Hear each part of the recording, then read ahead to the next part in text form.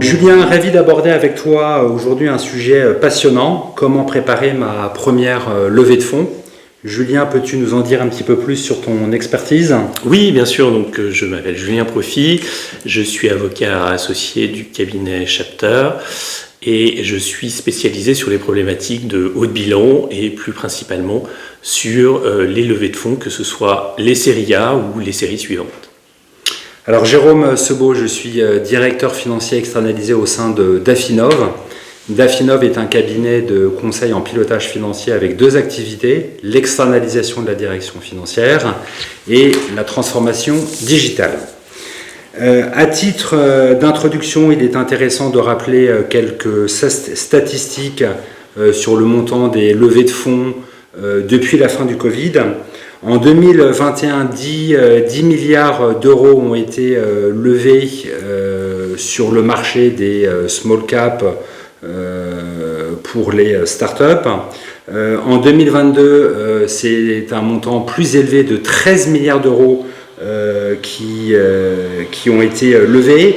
Alors dans un contexte quelque peu particulier marqué par une abondance de liquidités et des taux d'intérêt particulièrement bas, taux d'intérêt qui depuis maintenant 6 mois ont été augmentés, et c'est probablement la raison du ralentissement du montant des levées de fonds depuis le troisième trimestre 2022.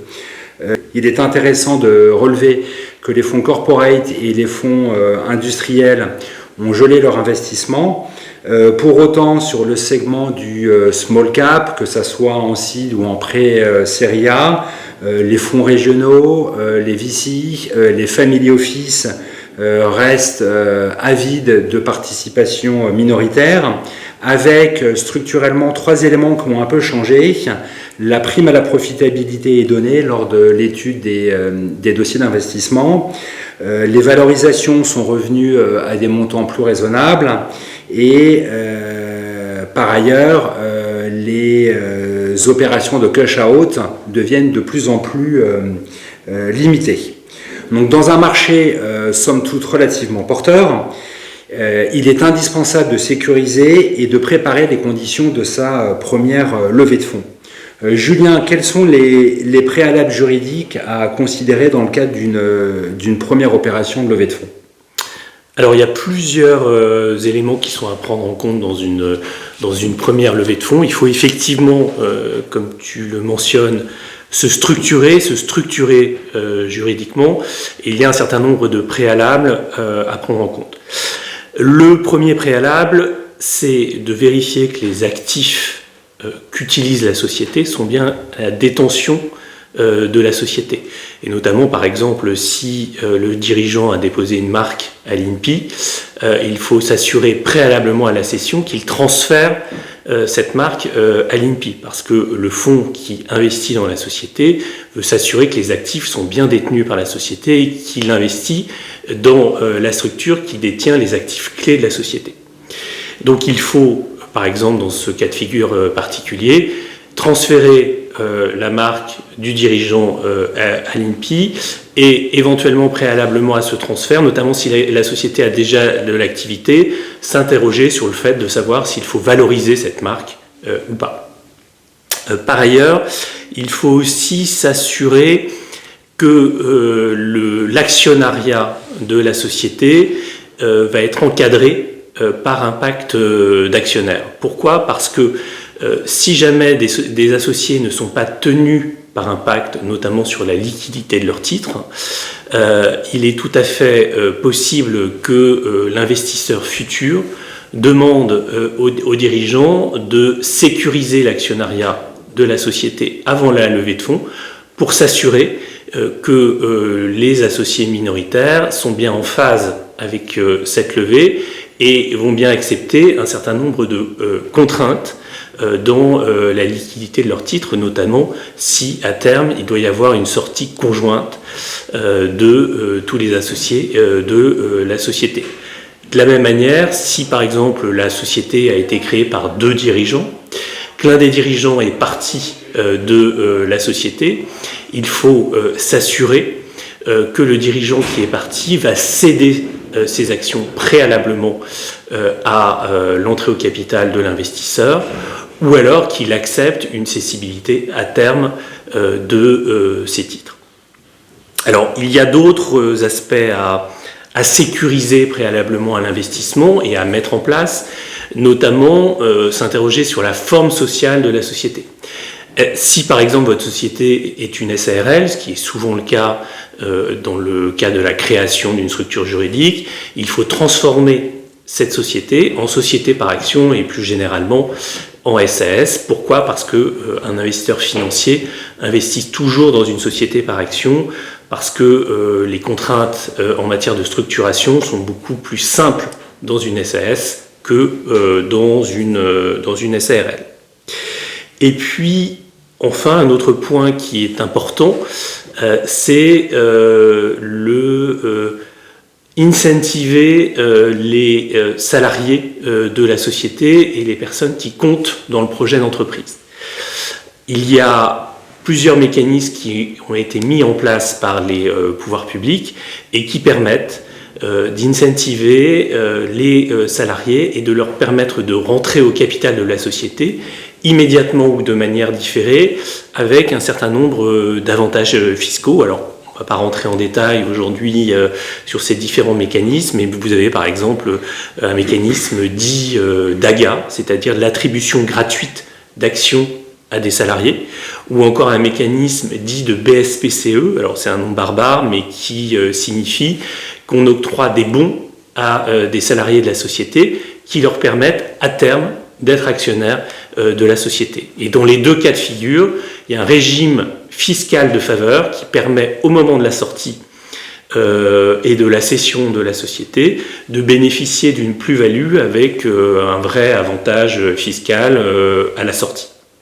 Donc ce sont des mécanismes particulièrement intéressants et qui sont intéressants pour les salariés mais aussi pour les dirigeants parce que ça donne envie aux salariés de rester dans la société pour pouvoir bénéficier de ces actions à terme. Alors, par ailleurs, on peut s'interroger aussi, Jérôme, sur les éléments financiers qui sont à préparer en amont d'une première levée de fonds. Bien évidemment, il est assez indispensable d'appréhender un certain nombre d'éléments financiers. Le premier est un exercice assez classique. Il consiste de préparer un business plan à horizon 4 ou 5 ans, idéalement pour l'année en cours et l'année suivante sur une base mensuelle, et pour les années suivantes sur une base annuelle. Par business plan, on entend l'évaluation de principaux agrégats. Le premier, c'est le résultat net. Pourquoi le résultat net ? Parce que le résultat net est intégré aux capitaux propres, et les capitaux propres constituent un élément qui permettent d'appréhender la solvabilité de la société. La seconde approche, qui est fondamentale, est une approche d'évaluation de la trésorerie. La trésorerie étant l'agrégat de flux de trésorerie d'exploitation à partir, sans être trop technique, d'un excédent brut d'exploitation ou EBITDA auquel sont incorporés les éléments de variation de BFR. Le BFR, variation des créances clients et variation de toutes les dettes fournisseurs, sociales, fiscales, à titre d'exemple. Donc l'approche par trésorerie permet d'intégrer les flux de trésorerie donc d'exploitation, les flux de trésorerie liés au cycle d'investissement et les flux de trésorerie liés au cycle de financement. Je le disais tout à l'heure, dans le cadre d'une approche d'évaluation ou de préparation d'un business plan, il est très important également non seulement de focaliser son attention sur l'évaluation du résultat net et des éléments de trésorerie, mais bien prendre en compte les éléments de solvabilité. Quels sont le montant des emprunts et dettes bancaires rapportés au montant des fonds propres, et parallèlement il est important d'évaluer le montant du BFR, qui est un élément parfois sous-estimé. Le business plan, donc lorsque ce travail préalable est fait, permet d'identifier le besoin de financement. Le besoin de financement, dans un jargon de financier, c'est quels sont les emplois à financer et par quelles ressources. Il est ainsi important de déterminer son plan de financement. Donc parmi les ressources, bien évidemment les montants en fonds propres, mais également les montants à titre de financement aussi bien public, quelles que soient les formes, en incluant les subventions, et en termes de financement privé. Il peut très bien arriver dans le cadre de l'évaluation d'un business plan qu'un certain nombre d'emplois à financer par exemple des éléments d'actifs corporels, et plutôt intérêt à être financé par un financement privé grâce au mécanisme d'un certain nombre de garanties qui sont des garanties soit réelles ou personnelles. Sur le volet du financement public, très souvent la BPI, pour ne pas le nommer, contre-garantie des éléments de financement privé. Le travail de modélisation d'un business plan, très souvent, ne prend pas en compte un élément qui est fondamental dans le cadre d'un processus de préparation à la levée de fonds, c'est définir une stratégie de cession, qui est un élément crucial, qui est un levier qui permet d'évaluer le retour sur investissement dans le cadre d'une prise de participation et quel que soit le profil de l'investisseur. Et la stratégie de cession, c'est pas uniquement le montant de la valorisation à la sortie, qui est bien évidemment un élément important. Au cours des années précédentes, les montants de valorisation à la sortie intégrés dans des éléments de business plan étaient structurellement relativement surévalués. Et là, Julien, c'est un élément sur lequel, sur le sujet, d'un point de vue juridique, tu as quelques éléments d'éclairage à nous apporter sur ces éléments de valorisation. Oui, alors les éléments d'éclairage qu'on peut apporter, c'est avant tout de bien s'interroger sur les éléments de valorisation et les conséquences d'une éventuelle survalorisation de la société au moment de l'entrée au capital de l'investisseur. Parce que si l'investisseur n'est pas convaincu de la valorisation de la société et a notamment le sentiment qu'on est sur un schéma de survalorisation au moment de son entrée au capital, il risque de protéger son investissement par un certain nombre d'encadrements juridiques qui lui permettraient par exemple de se relever en cas de nouvel investissement qui se ferait sur la base d'une valorisation inférieure à celle sur laquelle lui-même est rentré.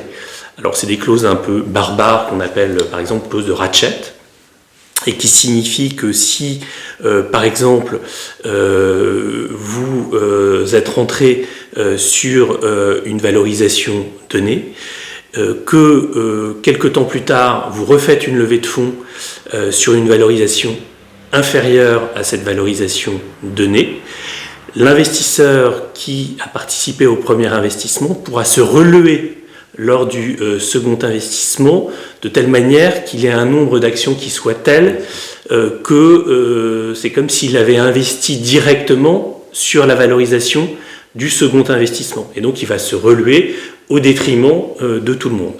Et pourquoi il va se relever ? Parce que vous avez, en tant que dirigeant, surévalué la société lors du premier investissement, et lors du second besoin de financement, la valorisation sera inférieure et il va vous demander d'être aligné sur la valorisation réelle de la société. Donc ça, c'est un des mécanismes possibles de sécurisation de l'investissement de l'investisseur. Il y en a un autre que l'on appelle la clause de liquidité préférentielle. Cette clause de liquidité préférentielle permet à l'investisseur, s'il y a une sortie, au moment de la sortie, quand on dit sortie, c'est-à-dire une cession à 100% de la société, si cette cession se faisait sur une base inférieure à la valorisation sur laquelle lui est rentré, donc c'est un peu une valorisation à la casse, c'est-à-dire que la société ne s'est pas développée comme l'ensemble des actionnaires l'ont souhaité, et elle est vendue sur une valorisation donc inférieure à la valorisation d'entrée du fonds. C'est que cette clause de liquidité permet de dire à l'investisseur, je me paye avant les autres. Ça veut dire que si par exemple j'ai mis 1 million dans la société au moment de l'investissement, que au moment de la sortie on vend la société 1,2 million, eh bien même si j'ai 30% du capital, je vais prendre le million que j'ai mis, et puis les autres actionnaires, dont moi aussi d'ailleurs, vont se partager les 200 000 restants. Et pourquoi on fonctionne comme ça? Parce que, comme on a surévalué la société à l'entrée, eh bien, on fait un mécanisme de régularisation à la sortie.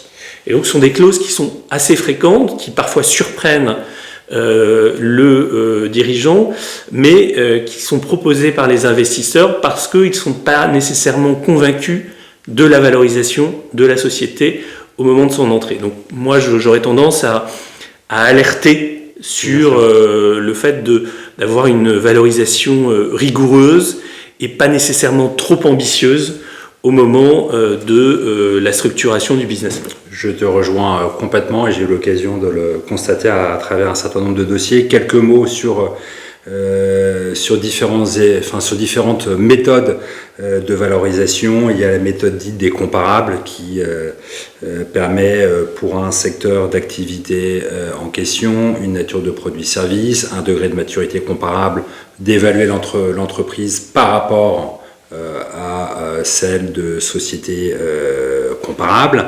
Il y a la méthode dite des multiples, que ce soit sur le chiffre d'affaires, sur l'EBITDA. À titre d'exemple, dans l'écosystème des plateformes SaaS, il est assez usuel de valoriser une société en prenant en compte un multiple du chiffre d'affaires et précisément de l'ARR qui est le chiffre d'affaires récurrent. Et il y a la méthode incontournable qui est la méthode dite des DCF, qui est l'actualisation des flux de trésorerie futurs. En prenant sur la base d'un taux d'actualisation qui est censé prendre en compte la prime de risque. Merci d'avoir attiré notre attention sur ces éléments de valorisation, qui plus est dans le contexte actuel, qui était vraiment un élément essentiel à bien appréhender. Et à titre de synthèse, tous ces éléments financiers qu'on a pu vous présenter sont intégrés, repris sous forme synthétique dans un document qu'on appelle l'executive deck. Et l'executive deck, dans les grandes lignes, doit aborder de façon extrêmement synthétique et ciblée les principaux éléments. Quel est le produit / service que mon entreprise propose, quel est le marché que j'appréhende, quelle est sa profondeur, quels sont ses compétiteurs et quels sont mes éléments de stratégie. Stratégie, quelle est la stratégie commerciale, la stratégie marketing pour des activités plus tech, quelle est ma stratégie tech. Et les éléments financiers ne sont que le corollaire, le reflet de ces éléments de stratégie. À titre de synthèse sur le sujet des éléments financiers à appréhender, on peut dire tout simplement que le projet d'entreprise détermine le profil des investisseurs. Quand? Première question, c'est le fameux time to market. Combien? Le montant de la valorisation dont on a parlé. À qui? Quels sont les différents investisseurs cibles potentiels à appréhender, et ma stratégie d'entreprise, du fait, en intégrant des éléments de sortie, de cession à terme, intègre-t-il des éléments de prochaine levée de fonds. Donc il est très important de se renseigner, enfin de réfléchir à une stratégie définissant les profils d'investisseurs en fonction de l'objectif de la levée de fonds. Oui, là-dessus je te rejoins complètement, parce que selon les profils d'investisseurs possibles, va s'articuler une documentation juridique qui peut être très différente d'un investisseur à l'autre. Et donc des contraintes imposées par l'investisseur et un encadrement juridique imposé par l'investisseur qui va pouvoir être fondamentalement différente. À titre d'exemple, si vous vous dirigez vers un investisseur financier, fonds d'investissement classique, qui a une durée de vie déterminée, son investissement est un investissement de 4 à 7 ans. Donc ça veut dire que dans le cadre de la documentation juridique qu'il va souhaiter vous faire signer, qu'il va négocier avec vous, il va vouloir imposer une clause qu'on appelle de sortie, et notamment une clause de sortie conjointe, au terme de laquelle un mandat sera donné à terme à un intermédiaire financier en vue de vendre la société. Donc ça a des impacts évidemment très significatifs pour le dirigeant. Ça veut dire que s'il s'oriente vers un partenariat avec un fonds financier, il y a une chance très importante pour que la société, 4 à 7 ans, soit vendue, et bien sûr en collaboration entre le dirigeant et les investisseurs financiers. Mais si le dirigeant ne souhaite pas, et sa stratégie ce n'est pas une vente de la société à 4 à 7 ans, il faut s'interroger sur le type d'investisseur financier avec lequel il va passer ce partenariat capitalistique, peut-être aller plus vers des fonds régionaux, des fonds qui ont une stratégie de sortie moins agressive et qui vont accepter le principe d'un rachat de leurs actions par les dirigeants eux-mêmes, par exemple dans un cadre d'un LBO dans lequel ils feraient participer un nouvel investisseur financier, parce que ce type de fonds vont accepter une sortie avec une valorisation peut-être moindre qu'un investisseur financier classique. Parce que si on vend qu'une partie des titres de la société, on a ce qu'on appelle généralement une décote de minorité, et le prix de la cession se fait généralement sur la base d'une valeur inférieure à la cession de 100% des titres. Donc il faut faire très attention au profil d'investisseurs auxquels on fait appel, et il ne faut pas hésiter à se faire accompagner par ce qu'on appelle de manière un peu barbare un leveur de fonds qui va vous orienter en fonction, vous, de votre projet d'entreprise. Si c'est un projet à long terme avec une volonté de transmettre à vos héritiers, de travailler avec vos enfants dans la société pour qu'à terme, eux, prennent le relais, ou si vous avez un projet de revente à court terme de la société avec une maximisation de votre investissement, vous allez vous orienter vers des partenaires qui sont différents. Un dernier élément clé à aborder, quelles sont les étapes juridiques fondamentales dans le cadre d'une levée de fonds ? Bon. Alors, dans le cadre d'une levée de fonds, on a plusieurs étapes. La première étape, c'est ce qu'on appelle l'étape précontractuelle, c'est-à-dire l'étape au cours de laquelle on négocie avec l'investisseur financier, le fonds qui souhaite entrer au capital de la société, les termes et conditions principaux de son investissement. Et cet investissement et cette négociation se fait au travers de la rédaction d'un document qu'on appelle lettre d'intention, qu'on appelle aussi term sheet. Et ce term sheet détermine, par exemple, la valorisation de la société, qui est l'élément clé sur la base duquel les discussions vont se faire. Voilà. Et dans le cadre d'une première levée de fonds, qui est le sujet qui nous intéresse aujourd'hui, la dilution maximale en termes de fourchette, généralement, ne dépasse pas, on va dire, 30%. Oui, exactement. Il est rare que sur une première levée, un investisseur s'octroie plus de 30% du capital de la société. Mais en contrepartie donc de cette valorisation de la société,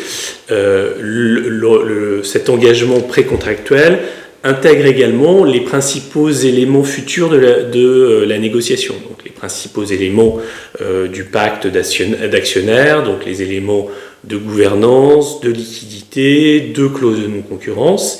Et puis également, il faut avoir conscience que la documentation contractuelle va intégrer ce qu'on appelle une garantie d'actifs et de passifs, où les dirigeants vont s'engager à garantir l'état de la société au travers d'une espèce de photographie de la société au jour de la prise de participation par le fonds dans la société. Et tous les éléments principaux sont listés dans ce qu'on appelle cette lettre d'intention ou ce term sheet. Et puis bien sûr, en fait, le term sheet va préciser que vous donnez une exclusivité à cet investisseur potentiel pendant une durée en général de 1 mois et demi à 3 mois, dans lesquels vous allez négocier d'une part avec lui cette lettre d'intention, et puis au cours de laquelle cet investisseur financier va faire un certain nombre d'éléments d'audit, et notamment d'audit financier. Bien sûr, élément incontournable. Élément incontournable, mais l'audit financier n'est pas l'unique élément sur lequel l'investisseur va travailler sur la société. Il fera aussi un audit juridique de la société, un audit parfois opérationnel, stratégique de la société. Et sur la base des conclusions de ces audits, il va soit confirmer la valorisation d'entrée au capital et dire aux dirigeants, écoutez, les audits confirment la valorisation de la société et sur cette base-là, on rédige et on demande à notre avocat de rédiger la documentation d'investissement définitif, c'est-à-dire le pacte définitif, la garantie de passif définitive. Les éléments d'ailleurs potentiels, je dirais, de complément de prix, parce que même si on n'est pas sur une cession, si il y a des discussions sur la valorisation, on peut avoir ce qu'on mentionnait il y a quelques instants, des clauses dites de ratchet qui permettraient à l'investisseur de se relever s'il n'est pas convaincu de la valorisation et qu'il estime que la valorisation qui est proposée par le dirigeant est surévaluée.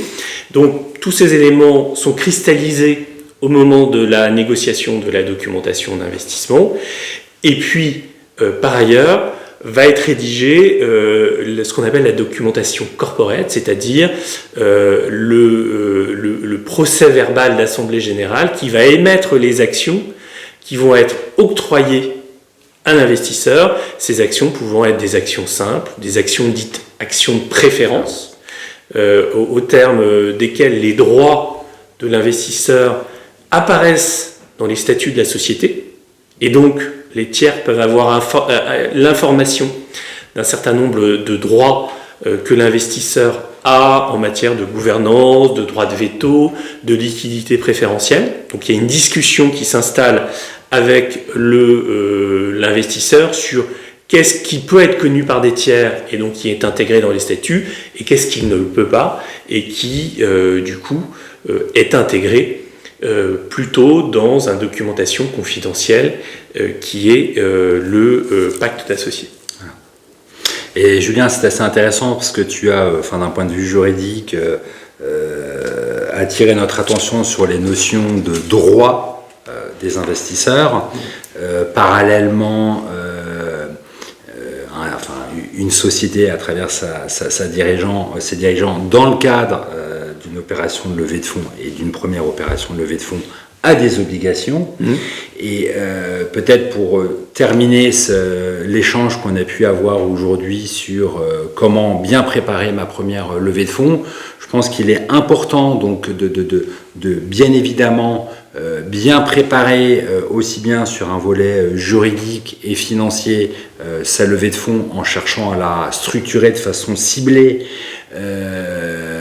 ce ciblage n'étant que le reflet d'une stratégie d'entreprise.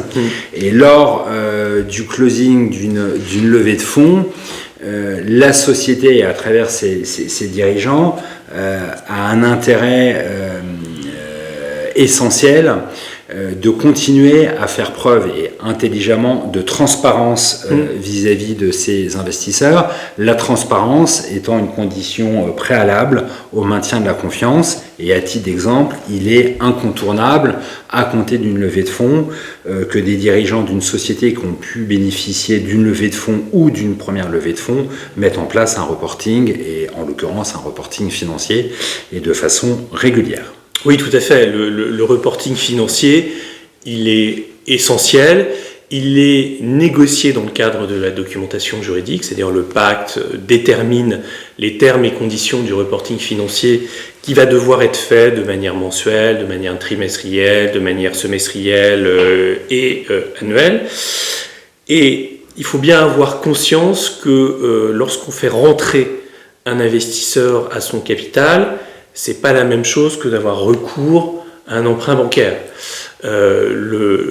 L'investisseur au capital va vous demander une très forte transparence, comme tu le mentionnais, mais il va accompagner la stratégie de la société, il va vous aider à développer cette stratégie, il va potentiellement avoir un certain nombre de droits de veto au travers d'un organe type conseil de surveillance sur les éléments stratégiques de développement de la société. Et donc vous devez, en tant que dirigeant, être prêt, j'ai envie de dire, à partager le pouvoir avec un investisseur financier et à s'assurer qu'il partage votre stratégie. Et donc, il va falloir que vous appreniez à grandir et à faire grandir la société avec cet investisseur. Ce que je résumerais, peut-être de façon générale, c'est la question de l'alignement des intérêts. Exactement. Merci Julien. Merci à toi Jérôme.